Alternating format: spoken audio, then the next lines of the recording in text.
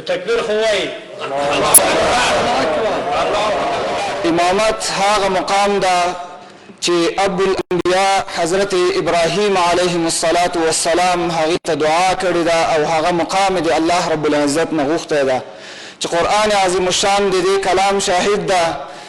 الله جل جلاله فرمایي چې وجعلنا للمتقین اماما د ابراهیم علیه السلام دا قول را نقل کوي. دویمه خبر هغه دا ده چې امام څوک و؟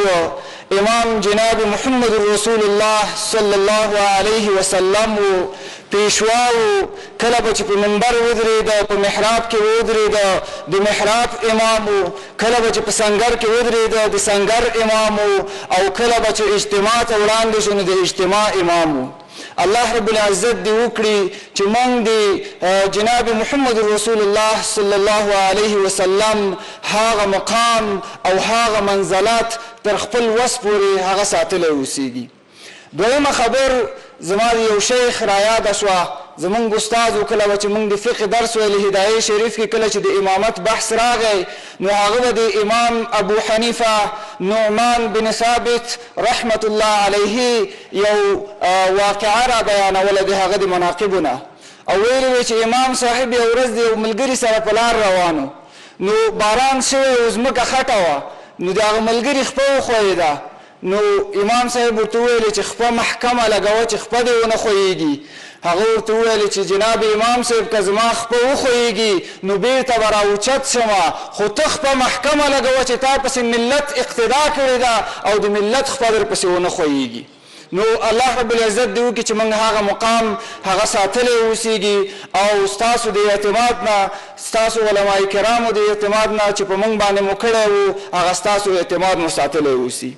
دویمه خبر هغه دا ده چې د افغانستان اسلامي جمهوریت په نظامی ارګانو کې خصوصا په ملي اردو کې صرف زه هغه دا نه یم چې خادم د علماو یم زما په شان ته په سلګونو علما هغه موجود دي حافظان د قرآن عظیم الشان موجود دي. موږ په ملي اردو کې 421 برحاله مساجد لرو د هغې دپاره ښایسته او قوي علما لرو چې هر یو د احادیثو د دورې پورې هغه زده کړې کړي دي او پوره په دیني علومو باندې سنباله علما دي. په تیر کال کې موږ په 1525 مراکزو کې د قرآن عظیم الشان ختمونه درلودل او دا ټول حفاظ چې په 1525 محلو کې ختمونه ورکړي هم حافظ او هم فاتح دا دواړه د ملي اردو د صفوفو نه ول خپله زمونږ نظامیانو او هغې دا ختمونه اجرا کړي دي.